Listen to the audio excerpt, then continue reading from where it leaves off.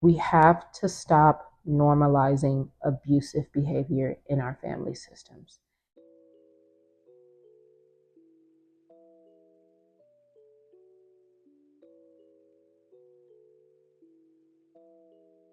We are on and we are rolling. Is you rolling? Is you rolling?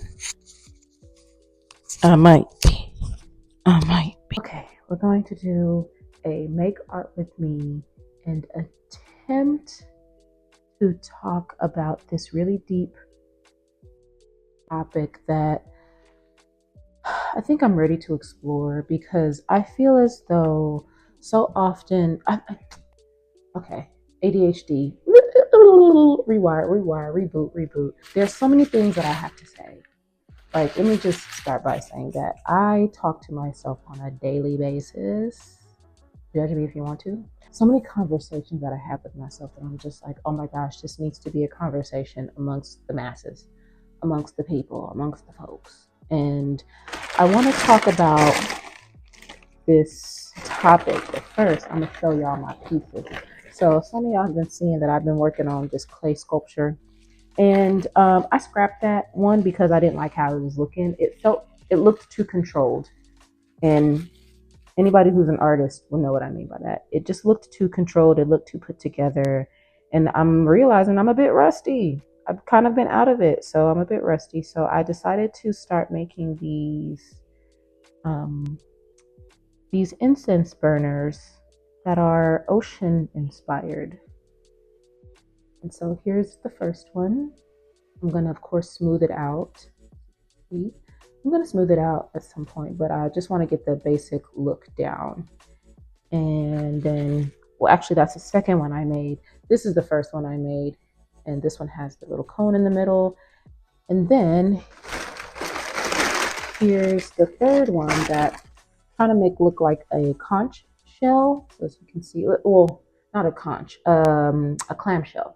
So this is shell, and it's been sitting in a bowl so it could harden up a little bit to take shape. And there you can see. So when I turn that over, it'll look like a clamshell with the pearl inside.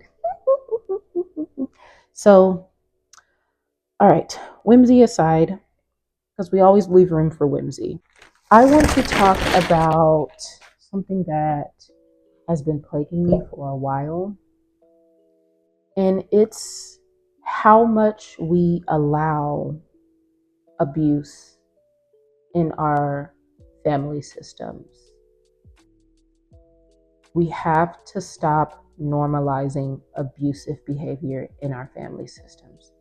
Let me go ahead and get started. Maybe felt as though you were neglected or, abused as a child. And so when you bring that to the attention of someone else, the immediate response that you get is, well, they're still your blank, right? Grinds my gears. That statement is such a dismissive statement because what it does is immediately puts the blame and the guilt and the onus onto the person who is saying that they've been victimized. And it doesn't step back and say, if we can hold the victim to this accountability and this standard, why are we not holding the people who they said victimized them to the same accountability and standard? And so I get it.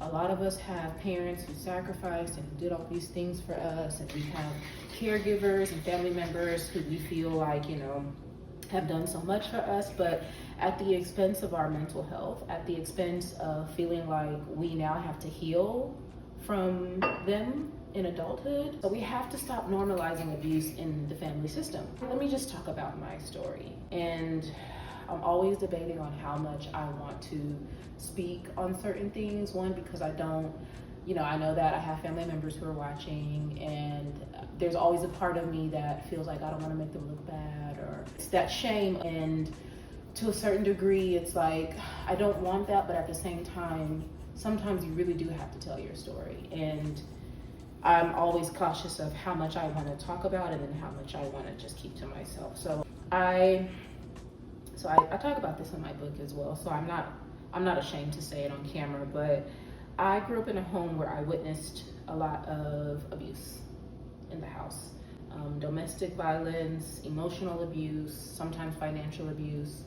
Just to give context, that it's kind of a normalized thing in Nigerian culture that women are abused.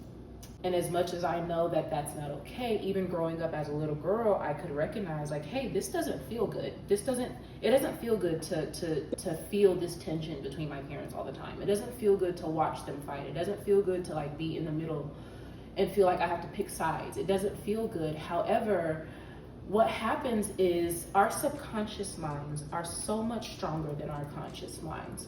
So consciously, I knew like I'm never gonna stand for a man putting his hands on me physically, but subconsciously, I internalized that disrespect is okay.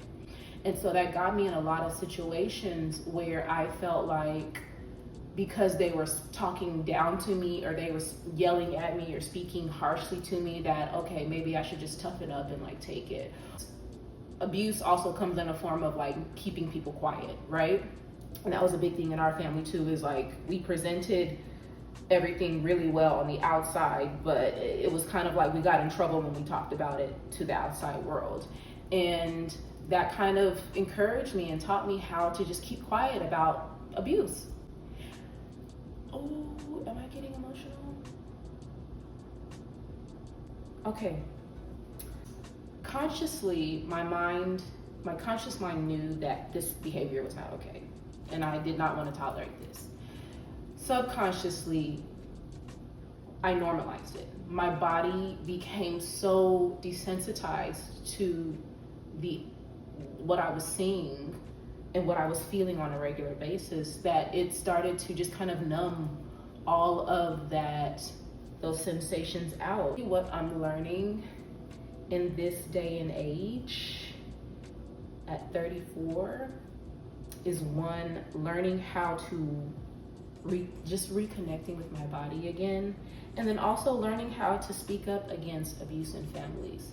And when we normalize abuse in families by saying, oh, well, you know, that they're still your uncle, they're still your mother, they're still your brother, we have to start holding these people who are not showing up in safe ways. We have to start holding them to the same accountability as we do the people who are being hurt and harmed. This is literally how the cycle continues. Because my grandmother was abused, my mother saw that, and then she went and got into relationships where she was abused. And then I saw that, and even though I was strong-willed and I was always, I got myself into situations where I got abused. Maybe not physically, because, mentally, financially. That is the obvious draw in the sand for me. And because I tend to be such an empathetic person that's just like, oh, well, maybe they, it's like, I'm learning to see the bad in people.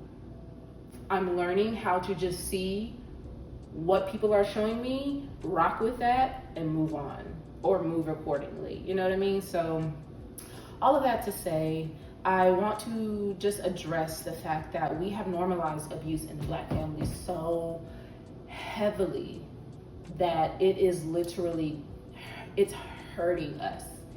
It is hurting us that we are keeping quiet when the uncle is touching the kids in the family. It's hurting us that we're turning a blind eye to the husband that's hitting his wife. We're saying, oh, that ain't none of my business, I don't gotta get involved in that, to the people who are, neglecting their kids. We need to stop normalizing abuse and neglect in, especially the Black family. Like, I know that all families have their stuff, but I can speak for the Black family.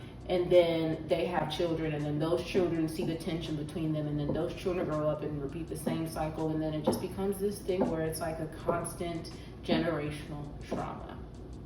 I've come to a point in my life where I don't care who it is. If I feel like I am being abused, if I feel like I am being hurt, I will not tolerate it. I don't listen to, well, they're still I don't care. I have put myself into too many unsafe predicaments because subconsciously I've normalized harm and abuse. It ends with me. That is my spill. I want to hear what others have to say. And I know, not that I believe, I know this is a conversation that we need to have within our families and within our community for now.